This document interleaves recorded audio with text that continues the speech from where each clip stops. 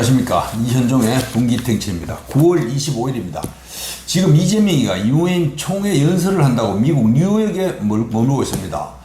유엔은 상임 이사국이 아닌 이사국 가운데서 돌아가면서 총회 의장을 맡는데 올해가 우리나라가 맡는 해입니다. 노무현 때인가 그때도 총리를 했던 한성수가 의장을 맡은 적이 있습니다. 이걸 또 지금 의용 언론과 이재명 패당은 마치 이재명의 능력으로 우리나라가 유엔 총회 의장국이 된 것처럼 인식시키려고 이상한 말들까지 하고 있습니다. 사실 유엔 총회 연설이라는 거 이거 아무것도 아닙니다. 순간적인 통과 의례라고 하면 말이 되는지 모르겠는데 이날 하루에만 여러 명이 연설을 했고 총회 기간에 수십 개 국가 정상들이 연설을 합니다. 그래서 문제는 그 연설은 세계적으로도 연설 그 자체로 그만입니다. 아무도 모릅니다. 누가 무슨 연설을 했는지. 그런데 트럼프도 연설을 했는데 이재명이가 했던 같은 날에 좋은 시간대에 연설을 한 데 반해서 이재명이는 참석자가 가장 적을 수밖에 없는 점심시간에 배정돼서 모두가 점심 먹으러 가는 바람에 회의장 70%가 텅텅 비어서 이재명 혼자서 중얼거리다시피 하고 말았습니다. 내용도 아무것도 아니고 국제적 시비거리만 제공했다는 그런 참 이상한 평가까지 있습니다. 이래저래 찬밥 연설이었습니다. 하나도 내세울 거 없습니다. 더구나 이번엔 뉴욕에서 왕따만 당해서 국제적 망신까지 사고 있습니다. 트럼프한테 아주 취급도 못 받았습니다. 한마디로 개무시 당했다는 게 드러났습니다. 이날 트럼프도 유엔 총회 연설을 했는데 이날 저녁에 뉴욕의 한 전통 있는 호텔에서 유엔 총회에 참석했던 각국 정상과 그 부인 145명을 초청해서 만찬을 했습니다. 이 자리에는 온갖 보잘것없는 나라 대통령들도 무더기로 참석했는데 여기에조차 이재명은 초청받지 못했습니다. 그래서 이재명은 같은 시간에 강경화를 비롯한 저들끼리 초라하게 저녁을 먹어야 했습니다. 트럼프한테 초청받은 세계 각국 정상들은 트럼프하고 환담을 하고 사진을 찍으면서 각기 자기들 나라를 방문해 줄 것을 공식 요청하는 등으로 화기애애한 모습으로 잠깐씩이나마 정상 외교를 했는데 이재명은 여기 145명에게도 끼지 못했습니다. 아니 트럼프가 얼마나 이재명이를 무시했으면 이런 일이 일어납니까? 이거 완전히 의도적으로 연명인 겁니다. 그 자리에는 뭐 일본 이시바 총리도 있었습니다. 그 별 볼 일 없는 저개발 국가 정상들도 무더기로 참석했는데 거기에도 못 들어갔습니다. 얼마나 자존심 상하고 부끄러운 일입니까? 한마디로 왕따로 전락해서 국제적으로 개쪽을 까고 별 볼 일 없는 대통령 취급만 받았습니다. 이거는 뭐 2000 몇 년도입니까? 그때 2019년도입니까? 그때 문재인이가 중공을 방문해서는 아무도 상대해주지 않는 바람에 며칠씩이나 혼자서 밥을 먹는 찬밥 신세로 전락한 것과 흡사해서 한국의 자존심이 미국에서까지 짓밟혔습니다. 어쨌거나 오늘은 군사 독재 정권 뺨치는 막장 정치를 하는 좌파 정권의 막가파식 행위와 김건희 특검이 이상한 짓만 하는 가운데 통일교 문선명이 마누라 한학자를 구속시키는 바람에 통일교의 반사회적인 민낯이 드러나게 된 부수적 성과와 투데이 김천을 진행하겠습니다. 지금 이재명 패당이 하는 짓거리를 보면 이거는 정치도 아니고 동네 양아치들이 자신의 힘만 믿고 불쌍한 노점상들을 겁박하면서 온갖 폐악질을 하는 것하고 별반 다르지 않아 보입니다. 아니 세상에나 만상이나 대법원장인 조이대 오빠가 대통령실에 있는 행정관에 불과한 김현지라는 여자보다 아주 등급이 낮은 사람이 됐습니다. 국회에서 그렇게 만들었습니다. 의전세일이 아닌 삼권 분립 정신으로 보면 대법원장은 대통령, 국회의장과 동급입니다. 그런 사람이 행정관 따위보다 별 볼 일 없고 무게 없는 추미애 말처럼 오빠가 됐습니다. 이자들 지금 임시 권력에 취해서 정신이 어디로 달아난 것 같습니다. 제정신 가진 사람이라면 이럴 수는 없습니다. 이럴 와중에 김건희 특검인가 뭔가 하는 이상한 곳에서 느닷없이 그 욕심 많아 보이고 탄핵 정국에서 자유우파들의 원성만 샀던 권성동이를 잡아냈습니다. 그리고 또 강크게 통일교 최고 수장인 한 학자라는 노파도 미국 정계의 많은 반발에도 불구하고 잡아냈습니다. 이 과정에서 통일교의 민낯이 모두 드러나고 있습니다. 한 학자는 14명이나 되는 자녀를 두었는데 그 중에 8명이 이미 사망했고 또 나머지는 문선명이가 죽은 후에 통일교 주도권을 두고 한학자하고 모자간, 모녀간의 쟁투를 벌이면서 대부분 운수지간이 됐다고 알려졌습니다. 이상한 종교재단에 엄청나게 쌓여있는 재산이 가족들을 원수로 만들었습니다. 통일교는 그 한 학자의 비서라는 정원준과 뭔가 하는 무용수 출신이 2인자라고 알려졌는데 이 사람은 지 형제 자매를 모두 통일교가 운영하는 회사들 고위직에 앉혔다는 것도 드러났습니다. 심지어 세계일보 사장도 이 여자 오빠였습니다. 말을 하자면 끝이 없는데 이런 통일교가 우리에게 사이비 종교의 대명사처럼 알려진 유병은의 구원파나 신천지하고 비교할 때 더하면 되지 나을 것 하나도 없어 보입니다. 형성된 재산과 이를 관리하는 걸 보면 분명히 이것들보다 더하다는 생각을 지울 수 없습니다. 신천지 얘기가 나왔으니 간단히 언급하자면 우리가 흔히 신천지 하면 대구에 있는 이만희가 대장인 줄 아는데 그거 아닙니다. 이만희가 아니라 이만희보다 나이는 미치지만 과천에 있는 유재열이라는 사람이 신천지 왕초입니다. 이 유재열이가 최초 과천에서 만든 게 신천지 장막 성전이라는 종교 집단인데 이만희는 유재열이 졸개였습니다. 그래서 이만희는 유재열이로부터 대구 책임자로 발령받은 것 뿐입니다. 이 신천지 최고봉인 유재열이가 누구라는 거 알면 또 놀랄 겁니다. 본명은 뭔지 모르겠고 얼마 전에 이재명이 앞에서 아양을 들고 재롱을 부렸던 가수 싸이라는 자입니다. 또 여기서 더 올라가면 우리나라 기독교인들 사이에서 이단으로 구분되는 사입이라고 구분되는 종교의 뿌리가 또 있는데 누군지 아십니까?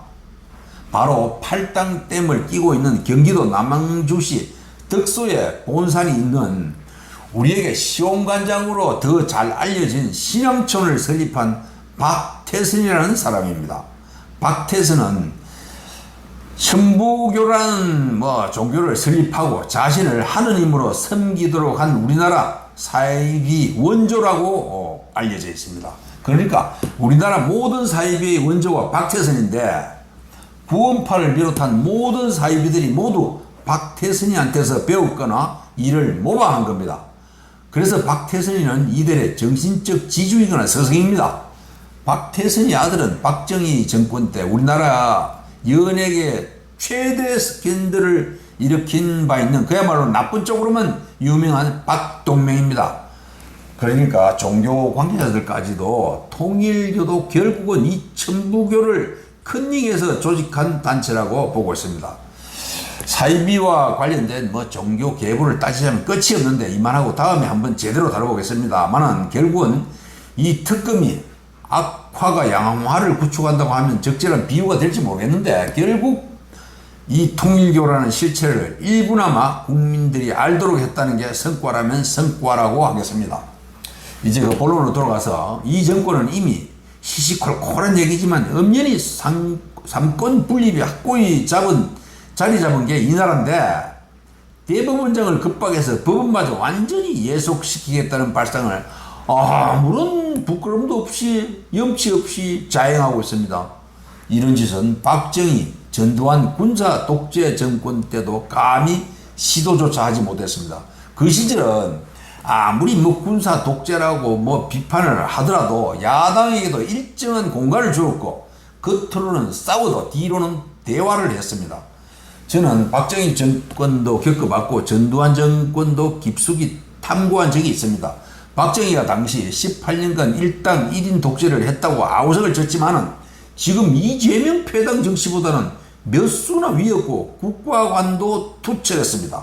저는 공교롭게도 제가 가장 가까운 두 가정이 박정희와 철천지 원수지간이어서 그렇지 않아도 군사 독재를 미워할 수밖에 없었는데 이런 인과관계까지 겹쳐서 더더욱 정오와 저주를 퍼부은 바 있습니다. 그러나 지금 와서 돌이켜보면 그 원수진 가정은 어쩔 수 없다 쳐도 경제발전에 확고한 토대를 마련해서 이 나라를 세계적인 부국으로 자리 잡도록 한 것은 누가 뭐래도 대단한 업적일 뿐 아니라 대단한 정치력이었습니다.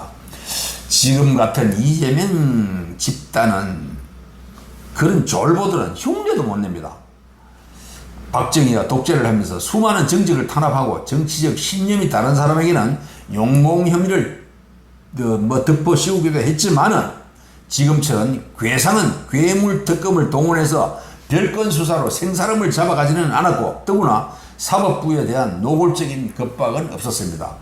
물론 판사들이 알아서 기었는지는 모르겠지만 박정희 정권이 사법부에 대해서 압박한 공식 기록은 전혀 없습니다. 아무리 알아서 기었다고 인정하더라도 당시 판사들은 지금처럼 바람이 불기도 전에 들어눕는 풀처럼 이재명이 앞에 산 것처럼 이렇게 비겁한 힘없는 자세도 보이지는 않았고 독재 타도를 주창해서 감옥에 간 인사들에게도 정의로운 판결을 한 판사도 많았습니다. 지금 세상의 평가가 우리 법원을 향해서 아까 말한 것처럼 바람이 불기도 전에 들어누운 풀 같다는 비아냥을 들을 정도로 지저없고 나약함에도 이재명 패당은 그것도 부족해서 지금 법원을 더 때려잡겠다고 나섰습니다.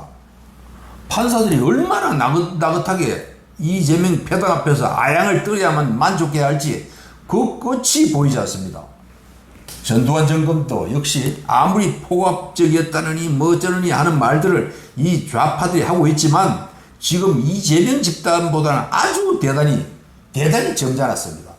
전두환 정권이 무도했다고 하지만은 이들도 대법 원장을 겁박하기 위해서 있지도 않은 일을 가지고 제보라는 걸로 말도 안 되는 짓을 하질 않았습니다. 전두환도 걸핏하면 소설을 가지고 제보라는 택도 아닌 울타리를 둘러서 이상한 사람들과 재판 모의를 했다는 등의 말도 안 되는 삶은 소대가리가 웃을 유치하고도 쪽팔리는 지금과 같은 이런 짓거리는 하지 않았습니다. 그러니 당연히 전두환도 법원을 장악하겠다면서 노골적으로 공개적으로 급박한 적은 더더욱 없었습니다. 지금까지 세상사를 볼 때 항상 무리한 입법을 하거나 엉뚱한 반민주적인 발상을 한 정치는 항상 부메랑으로 돌아와서 지놈들의 발목을 잡는 현상을 많이 봐왔습니다. 역시나 이 나라 정치는 내가 잘해서가 아니라 상대의 잘못으로 항상 정권이 바뀌어 왔고 선거에서도 승패를 갈랐습니다. 그런 면에서 볼 때 다행인 것은 지금 장동혁이가 이끄는 국민의힘이 아무리 의리한 것처럼 보여도 이 좌파들이 지금 너무 기고만장해서 천지분간을 하지 못하고 설치는 걸 보면 반드시 앞으로 모든 전세는 뒤바뀔 수밖에 없다는 확신이 서고 있습니다. 그래서 오히려 이들의 무리수가 지금은 꼴보기 역겹고 화가 나더라도 밤이 깊어갈수록 새벽이 가까워 온다는 희망을 갖게 하는 것 같습니다. 이제 좌파들의 국민 염장지르는 정치 얘기는 그만하고 이 친중 정권이 중공놈들에게 얼마나 약한 짓을 하는지 한 가지만 예를 들어보겠습니다. 그리고 잠깐 한 가지 더. 지금 이재명이가 국민 우롱하는 소위 민생회복 소비 쿠폰이라는 이름의 돈을 10만원씩 지급한다고 난리를 치고 있습니다. 이것들 이 알량한 돈 준다고 지지율 높아질 거라고 착각하는데 이제 곧 그것도 아니라는 걸 알게 될 겁니다. 이 나라에서 돈 10만원 준다고 현혹될 사람 있습니까? 없습니다. 그런데 문제는 소득 상위 10% 계층은 제외한다고 하는데 그거 아닙니다. 지금 정부에서 제시한 기준대로 하면 웬만하면 그 10만원 지급 대상에서 제외됩니다. 가령 독신자들은 그 정도가 훨씬 더 심합니다. 공무원 6급 25봉 정도 되는 혼자 사는 사람이 있다면 이 사람도 10만원 지급 대상에서 제외됩니다. 공무원 6급이 소득 상위 10%에 해당됩니까? 이뿐이 아니고 맞벌이 부부를 비롯한 많은 직장인들이 제외됩니다. 정부에서 제시한 제외 기준은 각각 개인이 납부하는 의료보험료를 기준으로 하고 있는데 이 돈 10만 원을 가지고 지 돈 주는 것도 아니고 국민 돈을 국민에게 주는데 지나지 않는데 별의별 이상한 기준을 제시해서 웬만한 사람은 모두 소득 상위 10%에 들어가게 되어 있습니다. 저도 이 기준에 들어가서 실제는 50% 정도에도 들까 말까 한데 부자로 취급해 주니까 기분은 뭐 일시적으로 뭐 좋은 것 같기도 한데 꼭 놀림당하는 기분입니다.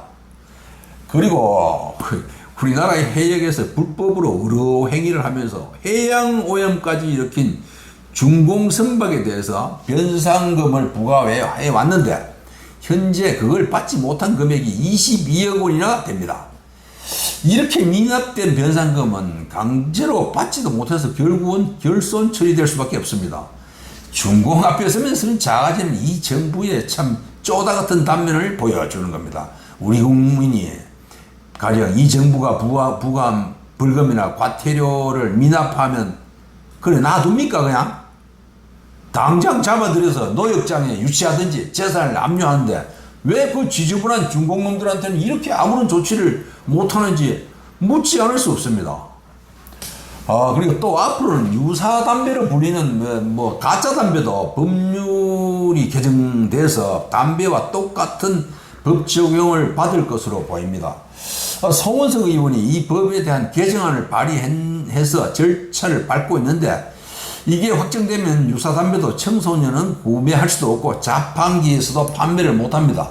따라서 아무나 제조 판매할 수도 없고 담배 표기된 온갖 문구 등도 표기해야 하는 등으로 제조와 판매가 엄격히 제한됩니다. 또 지난 3월에 안동과 의성 등지에서 발생한 산불로 인해서 많은 재산 피해와 함께 이재민이 5,000명 이상 발생했는데 아직도 4,000여 명이 컨테이너에서 거주하고 있습니다.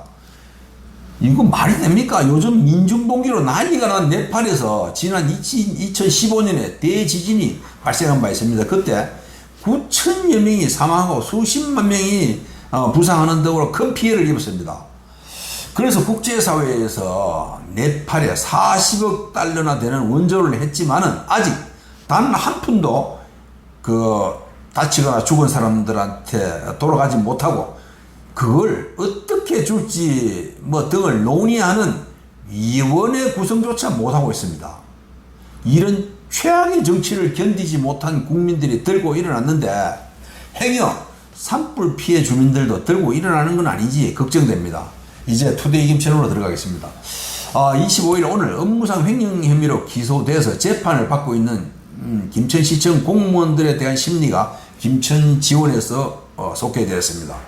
오늘이 결심 공판일이어서 검찰이 구형을 했는데 결론부터 말하자면 기소된 공무원 전원이 법적으로는 일단 구제되었습니다. 참 다행한 일입니다. 최종 판결이 다음 달인 10월에 있겠지만 일반적으로 법원 판결은 검찰 구형량을 넘어서지 않는다는 관행을 감안하면 모두가 공무원 신분 유지에 지장이 없습니다. 검찰 구형량을 보면 김충섭 전 시장은 징역 8월에 집행유예 2년으로 가장 무거운 구형을 받았고 김천시장 비서였던 김재수 씨는 벌금 500만 원, 그 다음에 현직 공무원 5명은 모두 벌금 200만 원씩을 받았습니다. 또 다른 민간사업자 2명도 벌금 100만 원을 받았습니다. 아마 이 구형량은 법원 판결에서 지금까지 관례로 볼 때 분명히 더 줄어들 겁니다. 어쨌거나 벌금 200만 원을 그대로 200만 원이 그대로 유지된다고 해도 이번 혐의가 선거법이 아니기 때문에 100만 원 이상의 구애받지 않고 이들은 해임되거나 파면되지 않고 그대로 살아납니다.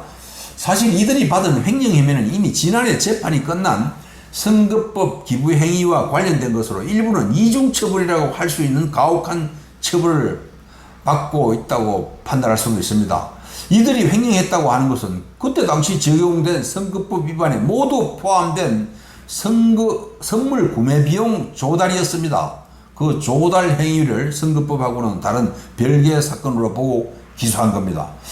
이들로 봐서는 억울하기 짝이 없는 일입니다. 아마 검찰에서도 기소는 했지만 이 부분을 대폭 감안해서 가벼운 벌금을 구형하지 않았을까 하는 생각을 해볼 수 있습니다. 또 어차피 김충섭 전 시장하고 정무비서는 당시 다시는 선거에 출마할 것도 아니어서 실형만 아니라면 이번 구형량에 대해서 큰 불이익이나 별다른 의미가 없습니다. 또 지난번에 말씀드렸던 핑크뮬리 공원과 관련된 의혹은 아직 조사가 진행 중이고 경찰 수사는 아직 시작하지 않았습니다. 시청 관계자들에 따르면 지금까지 나타난 것으로 봐서는 업자와 유착이나 뇌물 상납 같은 의혹은 발견할 그런 발견보다 지구도 발견할 수 없었다는 겁니다. 그 자리가 워낙 할 일이 많은데 혼자서 업무를 처리하다 보니까 일의 효율성을 위해서, 그러니까 빠른 일 처리를 위해서 수의 계약을 선택할 수밖에 없었다는 그런 판단을 하고 있습니다. 공무원은 업무상 실수는 언제나 있을 수 있습니다. 단지 뇌물이 오가는 유착 관계만 아니라면 별 큰일은 없습니다. 공무원의 선의를 믿어보자는 분위기입니다. 그리고 내일, 그러니까 26일 포도축제가 스포츠타운에서 개막합니다. 포도농가들이 uk상을 짓고 있는 가운데 시작하는 축제에서 사실 큰 흥미라 의미를 부여하기는 어렵습니다. 그러나 객관적으로 보면 몇 년 전까지 샤인머스켓 포도 가격이 너무 높게 형성된 탓으로 지금 거래되는 포도 가격이 상당히 싸다는 평가도 있지만 꼭 그런 것만은 아니라는 반응도 있습니다. 이게 상대 평가입니다. 지금 현재 600평의 포도를 경작하면 농민들 말로는 대략 한 1,500만 원에서 2천만 원까지 순소득이 발생한다고 합니다. 그런데 지금 우리나라 농촌 현실에서 그 어떤 농작물을 경작해도 600평에 1,500만 원 이상의 순소득을 올릴 수 있는 작목이 없다는 겁니다.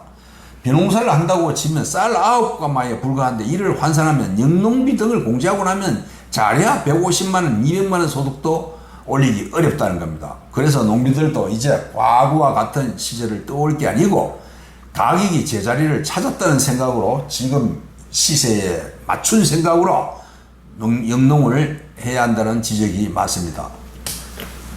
또 한 가지, 지금 김천 시내 곳곳에 SRF 공장 허가 취소를 요구하는 현수막이 정의당 명의로 많이 걸려 있습니다. 김천시에 정의당이라는 정당의 실체가 있는지는 모르겠지만 현수막에는 경상북도에서 대기 배출 시설 허가를 취소했으니까 김천시도 이 허가를 취소하라는 겁니다. 그런데 분명한 것은 지난번에도 잠깐 언급한 바가 있습니다만 경상북도에서는 이 공장을 가동하는 데 필요한 시설을 갖추겠다는 허가를 내준 적이 있는데 허가 서류에 있는 그런 시설을 일정 기간 동안 설치하지 않았기 때문에 그걸 취소한 것 뿐입니다. SRF 공장을 가동하겠다는 사업자는 아직까지 공장 가동에 필요한 허가는 신청조차 하지 않았습니다. 이 허가는 환경부에서 담당합니다. 단지 김천시는 법원 판결에 의해서 공장 건물 신정축 허가를 내주었을 뿐입니다. 그래서 김천시가 허가를 취소하거나 취소를 할 하등의 이유도 조건도 없습니다. 권리도 없습니다. 건축 허가도 법원 판결에 의해서 한 것이어서 취소를 임의로 할 수 없다는 겁니다. 또 다행인 것은 작년 1년 내내 말썽이 끊이지 않았던 김천 새마을회가 김덕수 회장 취임 후에 조직을 정비하는 등으로 회원들이 합심해서 안정을 되찾고 있습니다. 지역에서 인원이나 이런 걸 규모로 볼 때 가장 크고 전통이 있는 관변 조직의 안정은 지역 전체로 봐서도 중요한 사안입니다. 그래서 추석을 앞두고는 각 지역별로 환경 정화 작업 등의 봉사활동도 열심히 하고 있습니다. 또 김천에는 율곡동 혁신도시를 이전한 공공기관과 공기업이 도로공사와 한국전력기술을 위시해서 10몇 개가 있습니다. 이들 중에 대형인 도로공사와 전력기술, 교통안전공단 등 7개 기관이 김천시와 상생자매 결연을 했습니다. 이런 행위를 통해서 김천시는 이들 공공기관 임직원들의 지역 소비를 권장해서 상권을 살려서 경제를 활성화시키겠다는 계산입니다. 지역으로 봐서도 그냥 방치할 것이 아니라 이런 거대 공공기관들을 잘 활용해서 서로 상생할 수 있는 방법을 스스로 찾아서 실행하는 게 중요합니다. 가만히 있으면 모두가 잘 돌아가는 걸로 알고 아무도 되돌아보지 않습니다. 그런 측면에서 당장의 효과보다 앞날을 내다보는 관점에서 적정한 시도라는 생각입니다. 내일부터 포도 축제가 시작되지만 김천시는 정작 10월에 있을 김밥 축제에 모든 신경을 집중하고 있습니다. 포도 축제도 축제지만 이번 행사 운영을 통해서 그 노하우를 축적해서 김밥 축제가 더 성대한 성공을 거둘 수 있기를 모두가 바랍니다. 오늘 이만 마치겠습니다. 감사합니다.